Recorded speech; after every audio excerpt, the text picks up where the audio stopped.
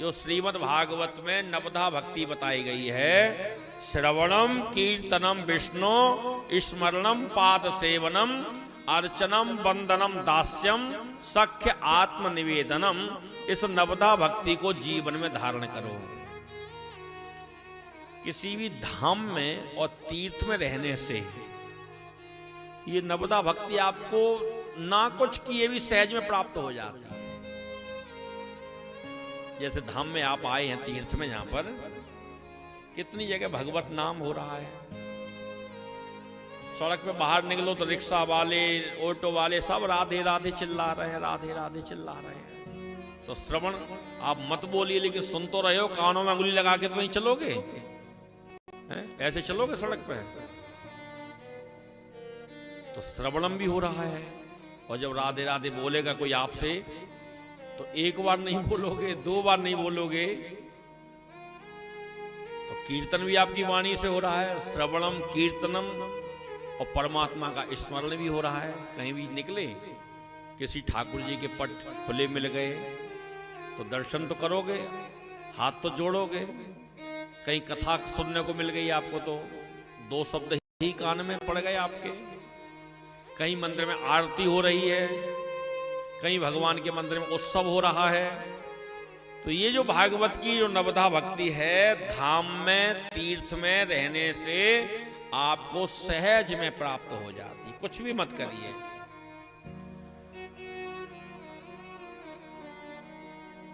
जंगल में 8 घंटे बैठ करके भजन करने से जिस फल की प्राप्ति होती है, उस फल की प्राप्ति धाम में सोने से आपको मिल जाती है। धाम में सोना भी समाधि है।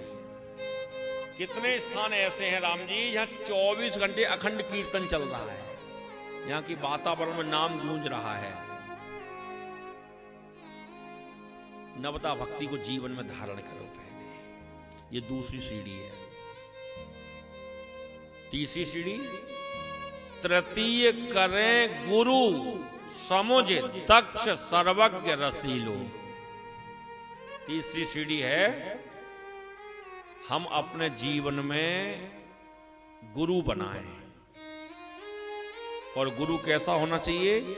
तृतीय करें गुरु समुझ, पानी पीवे छान के और गुरु कीजे जान के। लोगों के जीवन निकल जाते हैं, बोले महाराज हमने गुरु बनाया ही नहीं, अभी हमें ऐसा कोई महापुरुष मिला ही नहीं जिसको हम गुरु बनाए। अरे आप कोई विचित्र प्राणी हो, विशेष प्राणी हो, तुम्हें कोई संत महात्मा विद्वान ब्राह्मण कोई मिला ही नहीं जिसको गुरु बनाओ। जिसको भी हम गुरु बनाएं समझ करके। क्यों? कि गुण अवगुण सबके उड़ रहा ही। हमें किसी के अवगुण देखने की इजाजत नहीं है। अवगुण अपने देखिए, सामने वाले के गुण देखिए। और फिर जिसको गुरु बना लिया है आपने, गुरु भी एक पिता के समान है। आपका पिता है, चाहे जुआरी है, शराबी है, चोर है, बदमाश है, दुनिया के लिए चाहे जैसा भी है, पर तुम्हारे लिए तो भगवान है। ऐसे जिसको गुरु बनाया है वो हमारे लिए भगवान है। गुरु की निंदा करना और निंदा सुनना दोनों ही अपराध हैं। निंदा भी नहीं करना चाहिए और निंदा सुनना भी नहीं चाहिए। जिसको गुरु बनाए वो दक्ष माने चतुर होना चाहिए और सर्वज्ञ, वेद पुराण शास्त्र इतिहासों का ज्ञाता होना चाहिए और भगवद कथा लीला रस का रसिक होना चाहिए। आपने बहुत अच्छा रसगुल्ला बनाया और चाशनी में न डुबोया और किसी की पत्तल पे परोस दिया, तो क्या उसको रसगुल्ला कहोगे? वो पुआ हो सकता है, पकौड़ी हो सकती है, गुलगुला हो सकता है। रसगुल्ला बनने के लिए तो उसको रस की कढ़ाई में डुबोना ही पड़ेगा। जब उसके रग रग में रस प्रवेश कर जाएगा तब वो रसगुल्ला कहलाने का और स्वाद का अधिकारी होगा। ऐसे जिसको हम गुरु बना रहे हैं वो केवल वेद वेदांत वेदांती ही न हो, शुष्क ज्ञान ही न हो। क्योंकि वेद व्यास जी महाराज ने इतने वेद पुराण शास्त्र इतिहास लिख दिए, फिर भी मन को संतोष नहीं हुआ।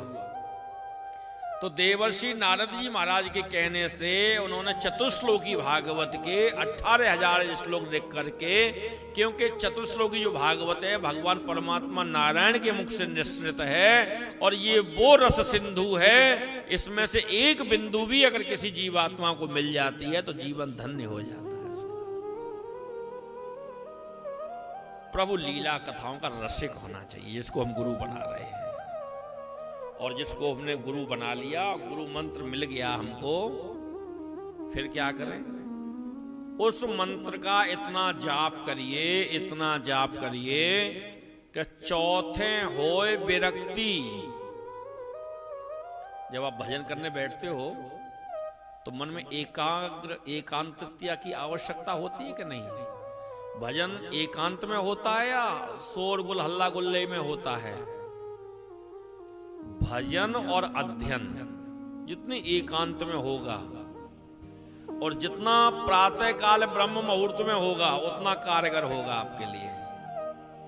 और एक बात और ध्यान रखिए कि भजन और अध्ययन जितना अभाव में हो सकता है, उतना प्रभाव में नहीं हो सकता। आज हम बच्चों को जितने साधन दे रहे हैं, आप अपना इतिहास उठा के देखें, आपके दादाजी, आपके पिताजी के जीवन किस अभाव या प्रभाव में निकला होगा। ये सबके साथ क्रम है। ये तो अभाव में पढ़ने वाले भी अच्छे मिनिस्टर बन जाते हैं, और प्रभाव में पढ़ने वाले भी घास खोदते रह जाते हैं। भजन और अध्ययन अभाव में।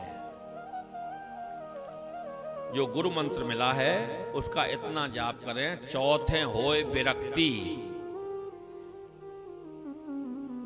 जो ब्रज की गोपियां हैं, भी महाराष्ट्र देखेंगे, इनसे बड़ा बैरागी कोई नहीं है। बैरागी की साक्षात मूर्ति है ब्रज की गोपियां।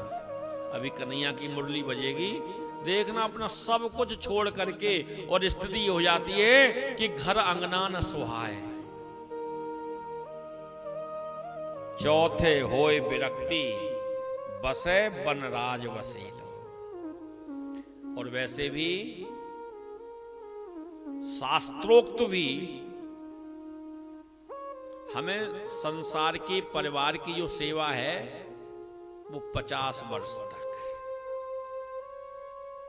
50 वर्ष में पढ़ लो, जॉब कर लो, कमा लो, और बेटी बेटाओं को अपनी जिम्मेदारी से फ्री करो और अधिकार दे दो उनको।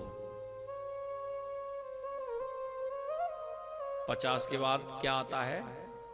51 तैयारी कर लो, और फिर भी न चेते तो बोले 52, चलो बोरी बिस्तरा बांध के कहीं भी।